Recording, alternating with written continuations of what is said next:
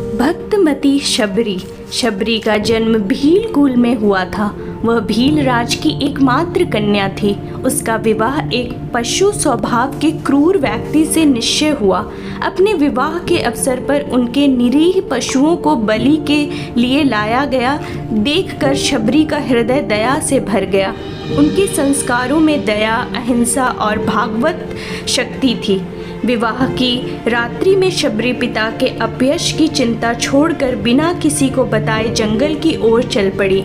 रात्रि भर वह जी तोड़कर भागती रही और प्रातः काल महर्षि मंतंग के आश्रम में पहुंची। त्रिकालदर्शी ऋषि ने उसे संसार की बालिका समझकर अपने आश्रम में स्थान दिया। उन्होंने शबरी गुरु मंत्र देकर नाम जप की विधि भी समझाई। महर्षि मंतंग ने समाज का बहिष्कार स्वीकार किया, किंतु शरणागत शबरी का त्याग नहीं किया। महर्षि का अंत निकट था। उनके वियोग की कल्पना मात्र से शबरी व्याकुल हो गई।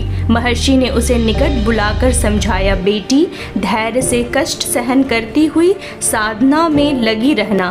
प्रभु राम एक दिन तेरी कुटिया में अवश्य आएंगे। प्रभु की दृष्टि में कोई दीनहीन और अस्पृश्य नहीं है। वो तो भाव के भूखे हैं और अंतर की प्रीति पर रीझते हैं। शबरी का मन अप्रत्याशित आनंद से भर गया और महर्षि की जीवन लीला समाप्त हो गई। शबरी अब वृद्ध हो गई थी। प्रभु आएंगे गुरुदेव की यह वाणी उसके कानों में गूंजती रहती थी और इसी विश्वास पर वह कर्मकांडी ऋषियों के अनाचार शक्तिन से सहती हुई अपनी साधना में लगी रही। वह नित्य भगवान के दर्शन की लालसा से अपनी कुटिया को साफ करती, उनके भोग के लिए फल लाकर रखती। आखिर शबरी की प्रतीक्षा पूरी हुई। अभी वह भगवान के भोग के लिए मीठे मीठे फलों को चखकर और उन्हें धोकर दोने में सजा ही रही थी कि अचानक एक वृद्ध ने उसे सूचना दी, शबरी, तेरे राम भ्राता सहित आ रहे हैं। वृद्ध के शब्दों ने शबरी में नवीन चेतना का संचार कर दिया। वह बिना लकुट लिए हड़बड़ी में भागी। श्री राम को देखते ही वह निहाल हो गई और उनके चरणों में लौट गई।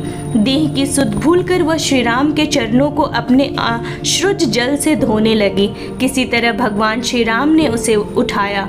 अब वह आगे आगे उन्हें मार्ग दिखाती अपनी कुटिया की ओर चलने लगी। कुटिया में पहुंचकर उसने भगवान का चरण धोकर उन्हें आसन पर बिठाया।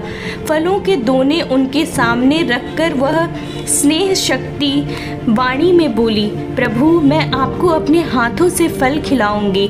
खाओगे ना भील के हाथों के फल? वैसे तो नारी जाति ही अधम है और मैं तो अनत्र मूढ़ और गंवार हूँ। कहते कहते शबरी की वाणी रुक गई और उसके नेत्रों से अश्रु जल छलक पड़े। श्री राम ने कहा, बूढ़ी माँ, मैं तो एक भक्ति का ही नाता मानता हूँ। जाति पाति कुल धर्म सब मेरे सामने गौण है। मुझे भूख लग रही है, जल्दी से मुझे फल खिलाकर तृप्त कर दो। शबरी भगवान को फल खिलाती जाती और वो बार बार मांगकर खाते जाते थे। महर्षि मंतंग की वाणी आज सत्य हो गई और पूर्ण हो गई शबरी की साधना। उसने भगवान को सीता की खोज के लिए सुग्रीव से मित्रता करने की सलाह दी और स्वयं को योगाग्नि में भस्म करके सदा के लिए श्री राम के चरणों में लीन हो गई। श्री राम भक्ति की अनुपम पात्र शबरी धन्य है।